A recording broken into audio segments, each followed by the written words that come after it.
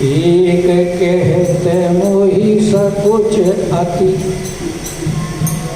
रहा बाली की कांत। इन महु रावण ते कवन, सत्य परहित जी माघ दिया।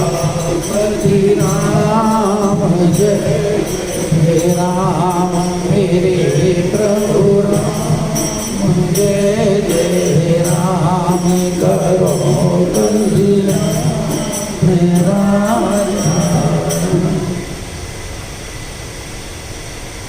परम आदरणीय समुपस्थित मानस प्रेमियों, भगवत चरणारविंद वाली लंका कांड के अंतर्गत अंगद रावण संवाद आप प्रसंग सुन रहे हैं। और विगत दिनों से दोनों की वार्तालाप हो रही है, एक दूसरे के ऊपर जबरदस्त कटाक्ष हो रहे हैं और कोई हार मानने को तैयार है।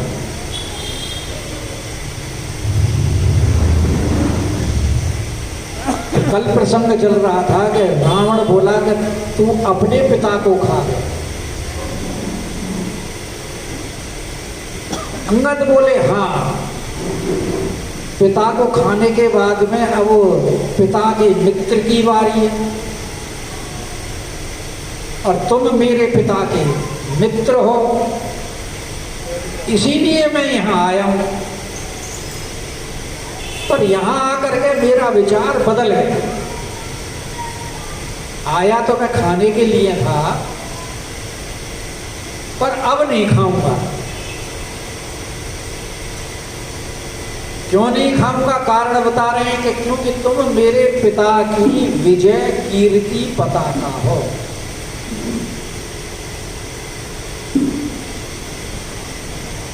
के बाली विमल जैसे भाजन जानी, हताऊं न तोई अधम अभिमान। अच्छा, तू अपनी प्रशंसा बहुत करता है।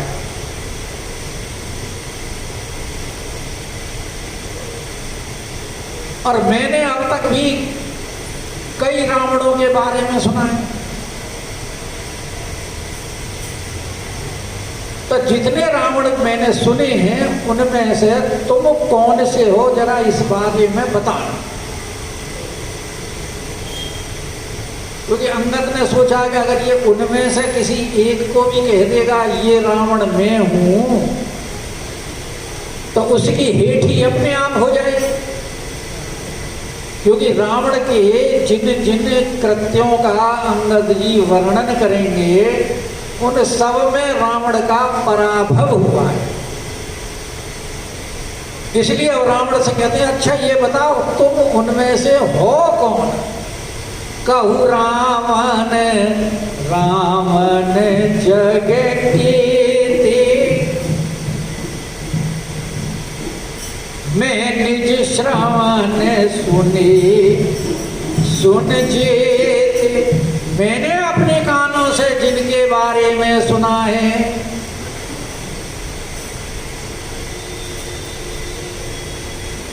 जो मैंने सुन रखे हैं उनके बारे में सुन। कौन कौन से रावण जिनकी कीर्ति पताका विश्व में फहरा रही है और किस कारण फहरा रही है उन कारणों को सुन। एक रावण हुआ था कि बलि ही जितन एक गया पताला। बाली को जीतने के लिए वो पाताल लोक में गया था।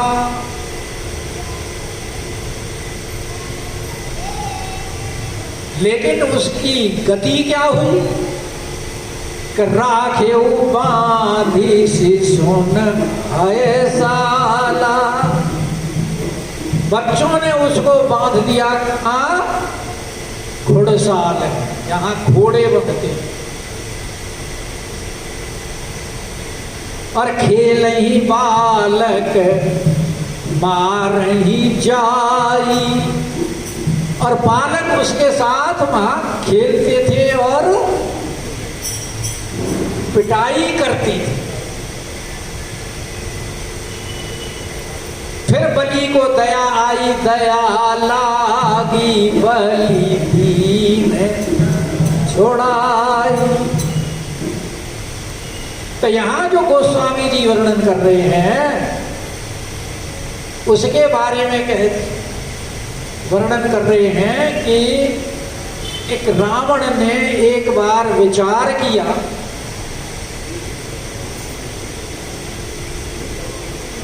कि बलि का एक द्वारपाल है, वो बड़ा बलवान है, और अगर उसको जीत लिया जाए, बलि को जीत लिया जाए, तो फिर मैं अपने आप ही विश्व विजेता बन जाऊंगा। क्योंकि वो जब बलि को जीत लेगा तो स्वयं बलवान हो गया। इसलिए वो गए।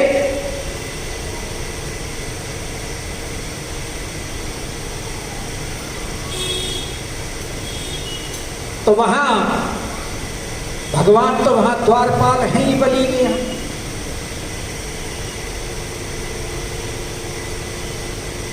क्योंकि भगवान ने जब 3 पग भूमि मांगी थी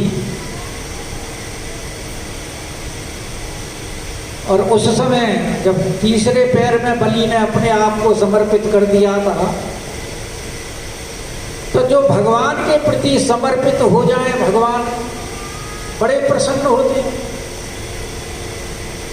बोले मांग क्या मांगता है? कि प्रभु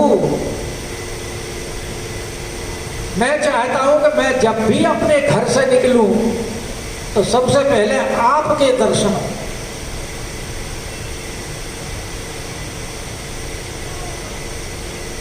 अब भगवान तो चक्कर में पड़े, क्योंकि बलि के महल के 4 दरवाजे थे 4 दिशाओं में। अब पता नहीं बलि कौन से दरवाजे से निकल गया है। भगवान ने अपने 4 रूप बनाए और द्वार पर में द्वारपाल बन गए। तो तुलसीदास जी की कथा के अनुसार तो भगवान ने बच्चों को अपना बल दे दिया जब रावण वहां गया, और बच्चों ने उसको पकड़ करके बांध लिया घुड़साल में।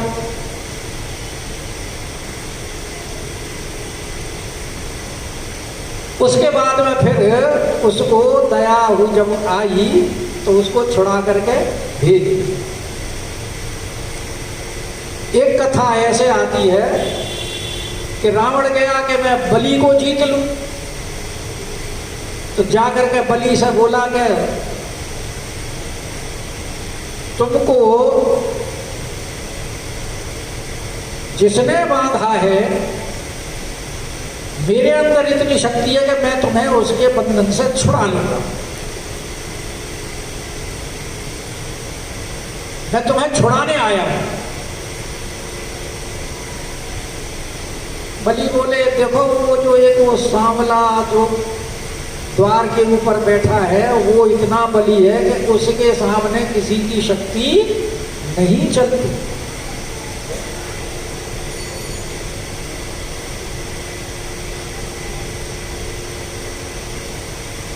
और अगर तुम एक काम करो कि वो सामने जो एक चक्र पड़ा हुआ है उसको उठा के लाओ, तो रावण गया उस चक्र को उठाने, बहुत कोशिश की, नहीं उठा, पूरा जोर लगा दिया, यहां तक कि हृदय तक आ गया और मूर्छित होकर के गिर पड़ा। जब उसको होश आया तब बलि ने कहा कि तुमको पता है कि वो चक्र क्या है? वो मेरे पिता के कान का कुंडल है, दादाजी के, क्योंकि वो हिरण्यकशिपु के कान का कुंडल था। और बोला ऐसा ही एक कुंडल पर्वत के ऊपर पड़ा हुआ है, और उनको इसलिए वो मारे गए कि उन्होंने प्रहलाद के साथ में बैर किया था और बिना हथियार के मार दिया। जब तेरे से मेरे पुरखों का वो एक कुंडल तक नहीं उठा तो क्या युद्ध में जीतेगा?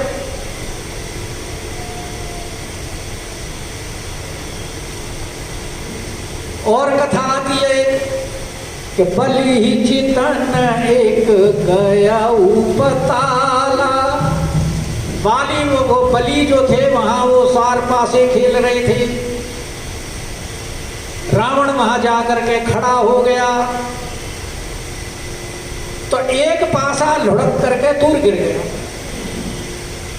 तो बलि रावण से बोले जा वो पासा उठा के ला। अब रावण उस पासे को उठाने गया तो वो पासा नहीं उठा उससे।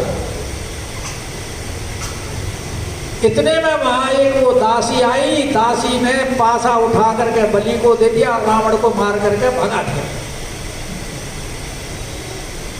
और वहां वो बच्चों ने पकड़ लिया, नौकरों ने पकड़ लिया, नौकर पकड़ के उससे घुड़साल में ये लीद वगैरह उठवानी, ये काम लेने लगे, मारने पीटने लगे और झूठा कूटा उसको भोजन खाने के लिए देते। बड़ा परेशान रावण। फिर द्वारपाल के पास गया, जी कैसे ही मेरी यहां से रक्षा करो, निकालो। तो द्वारपाल ने मारी एक लात, समुद्र में जाकर के गिरा, जैसे तैसे उसका छुटकारा। तो अलग अलग ग्रंथों में अलग अलग कथाएं हैं, लेकिन यहाँ जो गोस्वामी जी ने कथा लिखी है उसमें यही लिखा है कि खेल ही बालक मार ही जाई और दया लागी बलि दीन। मतलब कहने का तात्पर्य है कि वो रावण जो बलि के यहाँ बंधन में बंधा था, उसके छुड़ाने में ना तो बलि का कोई रिश्तेदार काम आया, ना उसकी सेना काम आई, ना कोई सेनापति काम आया। वो बलि की ही दया से ही छुटा। अपने आप वो अपने आप को मुक्त कर नहीं सका।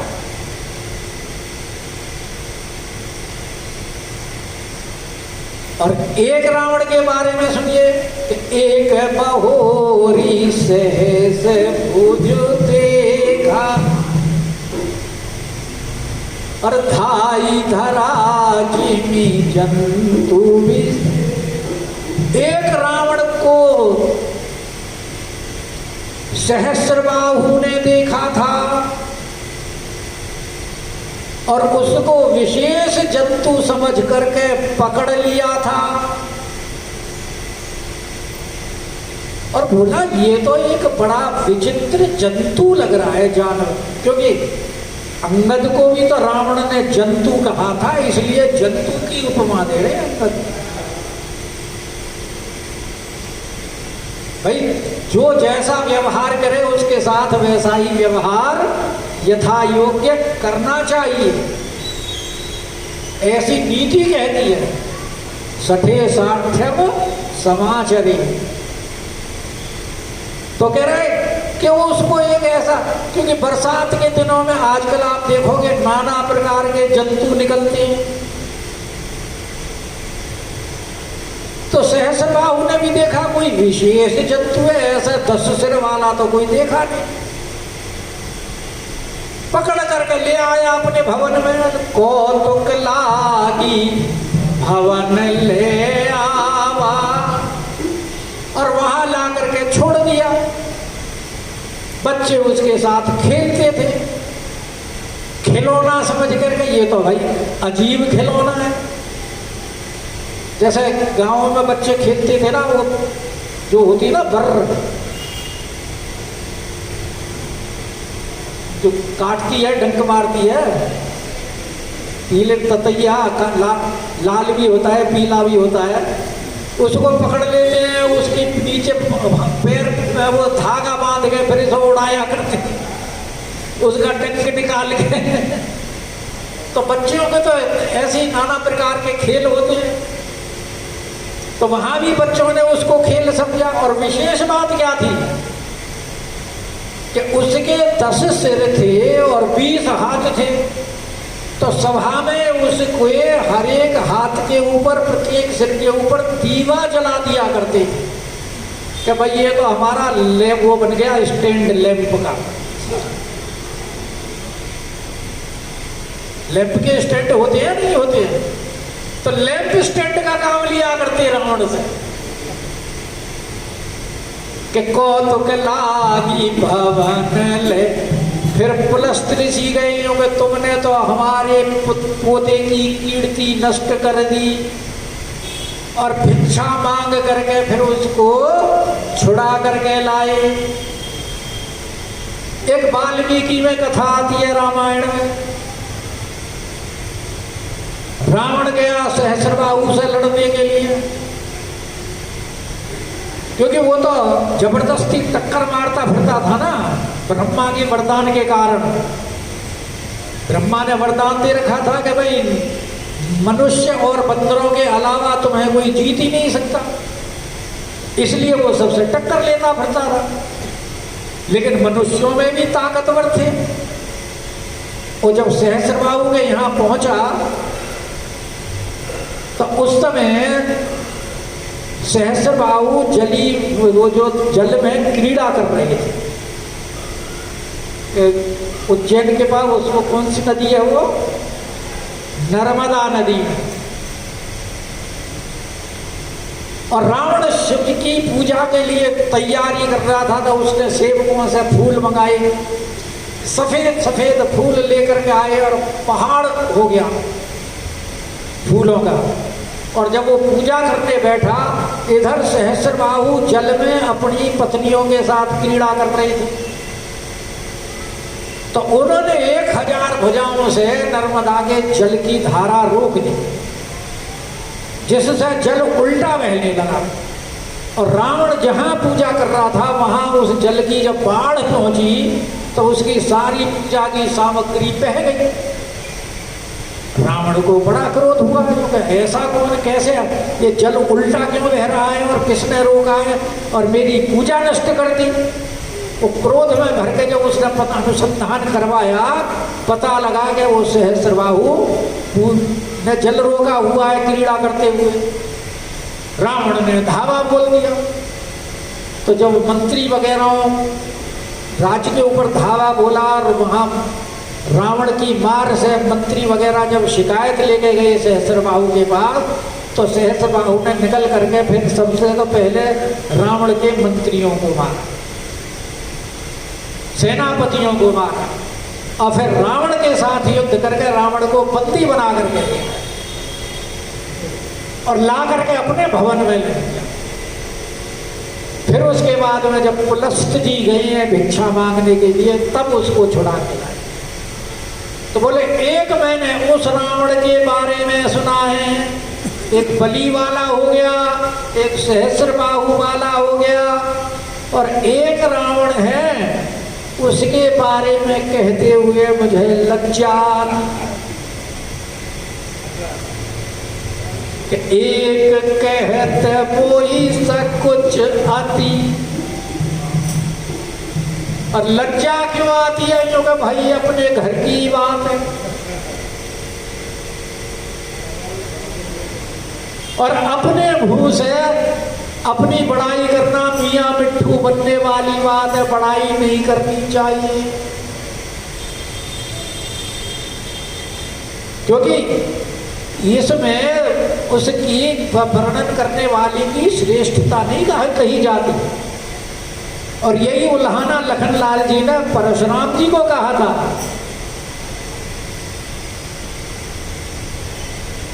कि तुमने अपनी करनी बार बार अपने मुख से बखान की है। बार अनेक भांति बहुवर्णी, आपन मुख निज आपन करनी, बार अनेक भांति बहुवर्णी। और जो क्या कुछ कसर रह गई हो तो और कह दो।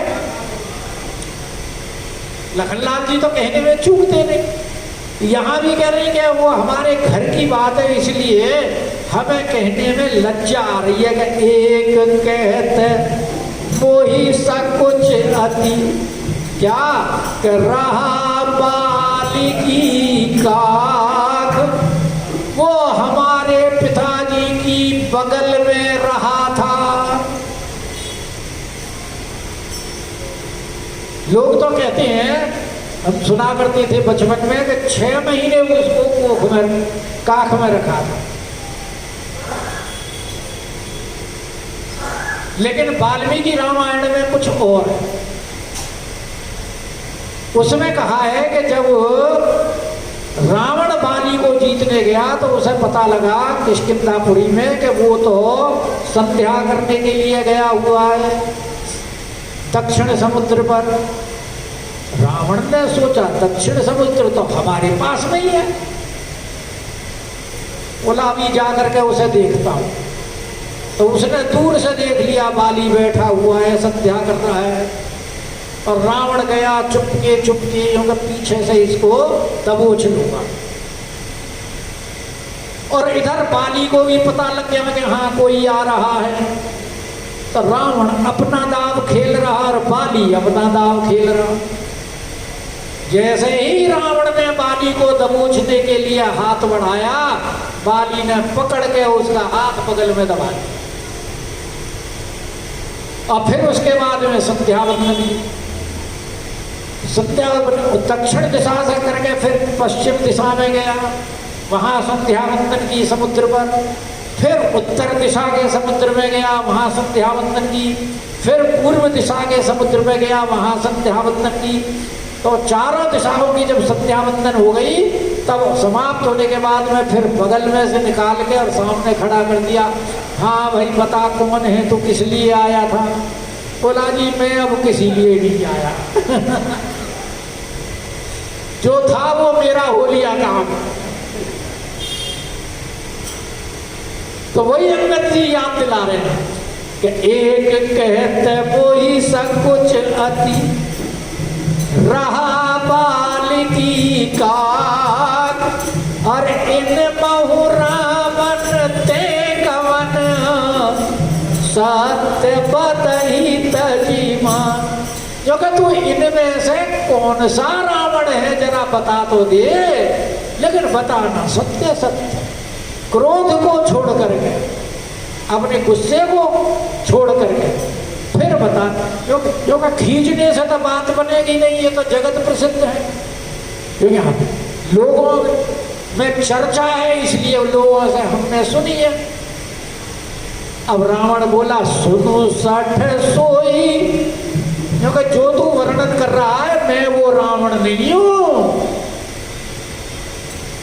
ये तेने जिन जिन रावणों की कथा सुनाई है वो किसी किसी कल्प की रहे होंगे रावण, मैं उन रावण में से नहीं हूं। मैं कौन सा रावण हूं सुन के, सुनो सठ सोई रावण बलशीला, मैं वो बलवान रावण हूं जिसके बारे में हरे गिरी जान जासु भुज लीला, कि जिसकी भुजाओं के करामात को भगवान शंकर और कैलाश पर्वत जानता है। वो ये स्मरण दिला रहा है कि मैंने अपनी भुजाओं से भगवान शंकर समेत कैलाश पर्वत को उठाया था, इसलिए मेरे भुजाओं के बल को जाने उमापति। अब यहाँ भगवान शंकर का संबोधन उमापति यानी पार्वती सहित भगवान शंकर जानते हैं। कि मेरी भुजाओं की कितनी वीरता है, शूरता है मेरे अंदर। क्योंकि जब मैंने कैलाश को उठाया था तो कैलाश डगमगाने लगा था और भगवान शंकर और पार्वती कैलाश के ऊपर विराजमान थे। और जब पर्वत डगमगाया तो पार्वती जी डर के भगवान शंकर से लिपट गई। और जब पार्वती जी भगवान शंकर से लिपटी तो भगवान बड़े प्रसन्न हुए। तो इसलिए कह रहे जाने उमापति जासु सुराई, जिसको इस शूरता को उमापति महादेव जी जानते हैं। और किस कारण जानते हैं कि पूजे ऊंचे ही सिर सुमन चढ़ा, कि जिनकी अपने सिर को चढ़ा चढ़ा करके उनकी पूजा की और सिर को भी सुंदर मन के द्वारा चढ़ाया। यानी सिर चढ़ाने में किसी प्रकार का कष्ट का अनुभव नहीं किया, कोई पीड़ा का अनुभव नहीं किया, नेत्रों में अश्रु नहीं आए, मुस्कुराते हुए सुंदर मन से प्रसन्नता के साथ। क्योंकि पूजा वही लगती है जो प्रसन्न मन से की जाती है, भाव के साथ की जाती, श्रद्धा से की जाती है।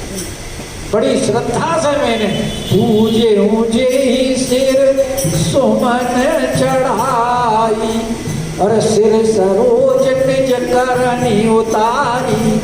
मैंने अपने हाथों से अपने सिर रूपी कमल को उतार करके, क्योंकि पूजा के लिए है जब पुष्प का चयन होता है तो संत लोग भक्त लोग ये नहीं कहते कि पुष्प तोड़े,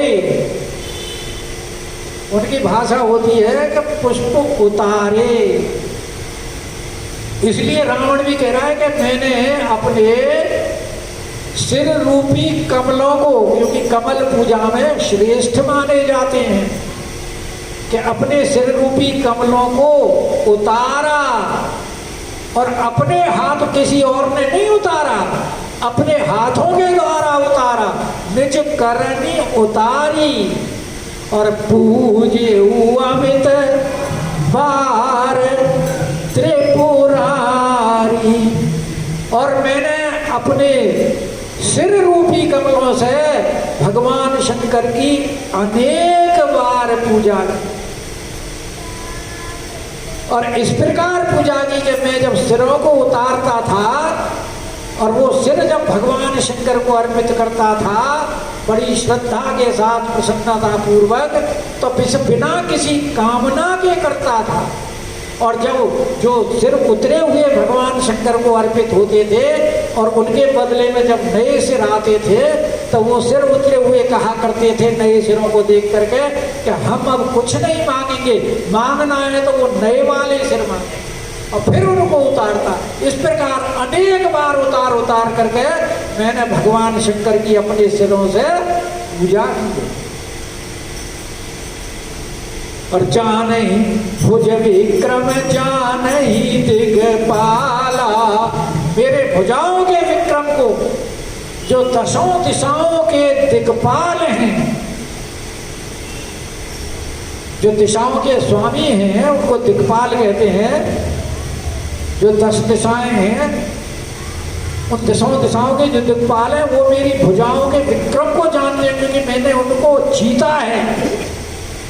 इसलिए दिक्पालों के बारे में भुजाओं का विक्रम कहा।